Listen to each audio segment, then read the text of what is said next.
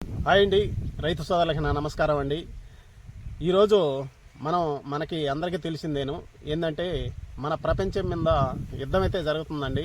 ఈ యుద్ధం వల్ల రైతుకి ఏం నష్టం కలిగజేస్తుందో ఈ వీడియోలో తెలుసుకుందామండి. ఈ వీడియో లాస్ట్ వరకు చూడండి ఫ్రెండ్స్. చూసి నచ్చితే ఒక లైక్ అయితే చేయండి. ముందుగా అంటే ఇరాన్ నుంచి అయితే మనకి ఎరువులు దుక్కుపిండి కానీ యూరియా కానీ ఎగుమతులు అంటే దిగుమతి చేసే రాష్ట్రం అండి, దేశం అండి అది మన ఇండియాకి. అందుకని ఈ యుద్ధం వల్ల ఈ దిగుమతులు ఎగుమతులు తగ్గే అవకాశం ఉంటుంది. ఈ తగ్గిన వల్ల ఎరువుల రేట్లు పెరిగే అవకాశం కూడా ఉంటుందండి. సింపుల్గా చెప్పాలంటే ఈ ఎరువుల రేట్లు పెరిగిన వల్ల వరి సాగు చేయాలన్నా కూడా రైతులకి చాలా నష్టం అయితే కలిగజేస్తుందండి. పెరిగే అవకాశం కూడా ఉంటుందండి. తర్వాత వచ్చేసి ఈ యుద్ధం వల్ల ఈ ఇంధనం రేటు అంటే పెట్రోల్ కానీ డీజిల్ కానీ ఈ పెరిగే అవకాశం ఉంటుందండి. ఇది పెరిగిన వల్ల రైతులకి ఏం నష్టం కలిగజేస్తుంది మీరైతే అనుకోవచ్చు. దాని గురించి కూడా మీకైతే వివరిస్తానండి. ఒకటి వచ్చేసి ట్రాక్టరు వ్యవసాయానికి ముఖ్యమైనది. అంటే ట్రాక్టర్ లేకపోతే అసలు వ్యవసాయం అయితే ఈ రోజుల్లో చేయలేరండి. అలాంటిది ట్రాక్టర్ కావాలంటే ట్రాక్టర్ దున్నాలన్నా కూడా పెట్రోల్ ఇది డీజిల్ కావాలి. డీజిల్ అక్కడి నుంచి అయితే రావాలన్నమాట. అక్కడి నుంచి రావాలంటే ఈ యుద్ధం ప్రభావం వల్ల కూడా మనకి వచ్చేదానికి అవకాశం కూడా ఉండదండి. అందువల్ల ఈ రేట్ అయితే పెరగద్దండి, ఇంధనం రేటు. ఎకరాకు వచ్చేసి దుక్కికి. తర్వాత వచ్చేసి మనకి పురుగు మందు స్ప్రే చేసేదానికి మామూలుగా పవర్ స్ప్రేర్ కావాలి. పవర్ స్ప్రేర్ కావాలంటే దానికి పెట్రోల్ కావాలి. పెట్రోల్ ఉంటేనే మనం పవర్ స్ప్రేర్తో ముందైతే స్ప్రే చేసుకోవాలి. దానికి కూడా ఇంధనం కావాలి, పెట్రోల్ కావాలి. ఆ రేట్లు కూడా పెరగవచ్చు. తర్వాత వచ్చేసి మనం వరి సాగు చేయాలంటే ముఖ్యమైనది నీరు. ఆ నీళ్లు లేకపోతే అసలు వరి సాగే అసలు చేయలేమన్నమాట. మాకైతే మా ఏరియాలో అయితే నీళ్ళైతే కాలువ నీళ్ళు అయితే వస్తాయండి.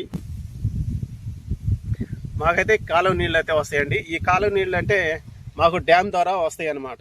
ఇది కరెంటు అవసరం లేదు, పెట్రోల్ అవసరం లేదనమాట. మాకైతే అవసరం లేదనమాట. తర్వాత కొన్ని దగ్గరలో అయితే ఈ కాలువ నీళ్ళు కూడా రావండి, ఫ్రీగా అయితే కాలువ నీళ్ళు రావు. మోటార్లు ఈ కరెంటు వల్ల కొందరైతే పైర్లు అయితే పండిస్తారు.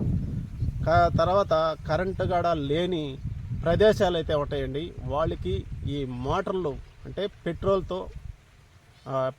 డీజిల్తో కానీ పెట్రోల్తో కానీ ఈ మోటార్లు నీళ్లు పంప్ సెట్లతో పొలంలో కొట్టి కూడా పైర్లు అయితే పండిస్తుంటారన్నమాట.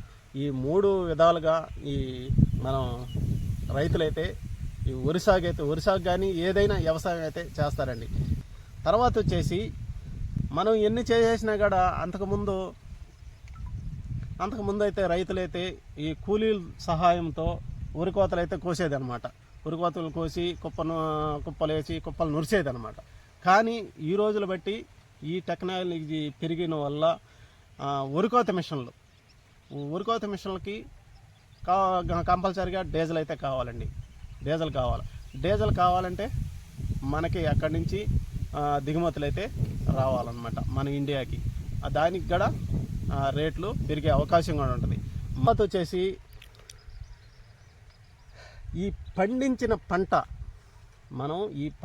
పంట ఇండియా నుంచి ఇతర దేశాలకి ఎగుమతి అయితే చేస్తామండి. ఎక్కువగా మనం బాస్మతి రైస్ అయితే ఎక్కువగా ఇతర దేశాలకైతే మనం ఎగుమతి అయితే చేస్తామండి. దేశాలు ఏంటంటే ఇప్పుడు యుద్ధం జరిగే దేశాలే అన్నమాట. ఆ దేశాలకే మనం బాస్మతి రైసు పంపిస్తున్నాం. ఆ దేశాలు ఏమేమి దేశాలంటే ఒకటి Iran, Iraq, Kuwait, ఖతరు, Saudi Arabia, Turkey, ముస్లిం దేశాలండి. ఈ ముస్లిం దేశాలకి మన ఇండియా నుంచి అయితే ఈ బాస్మతి రైస్ అయితే మనమైతే వాళ్ళకి ఎగుమతి చేస్తున్నామండి. ఈ బాస్మతి రైస్ అనేది ఎక్కువగా ఈ ముస్లింలు బిర్యానీ అంత ఇష్టంగా చేస్తారు. అందుకని మన దేశాన్ని నుంచి అక్కడికి ఈ బాస్మతి రైస్ అయితే అక్కడికైతే ఎగుమతి అయితే చేస్తామండి. ఆ ఎగుమతులు కూడా ఎగుమతి చేసేదానికి కూడా మనం ఈ యుద్ధం వల్ల ఎగుమతి తగ్గద్దండి. తగ్గిన వల్ల మనకి ఈ బియ్యం రేట్లు కూడా వడ్ల రేట్లు కూడా తగ్గే అవకాశం కూడా ఉంటుంది అన్నమాట రైతుకి. ఫ్రెండ్స్, ఈ యుద్ధం వల్ల రైతులకి కొంతవరకు అయితే నష్టమైతే కలగద్దండి. ఈ యుద్ధం గురించి అయితే రైతుకి ఎంత నష్టపోతాడో మీకైతే ఈ వీడియో ద్వారా తెలియజేశానండి. నా వీడియో నచ్చినట్టయితే ఒక లైక్ చేయండి. ఛానల్ కొత్తగా చూస్తున్న వారు సబ్స్క్రైబ్ చేసుకోండి. తర్వాత మంచి వీడియోలో కలుసుకుందాం. బాయ్.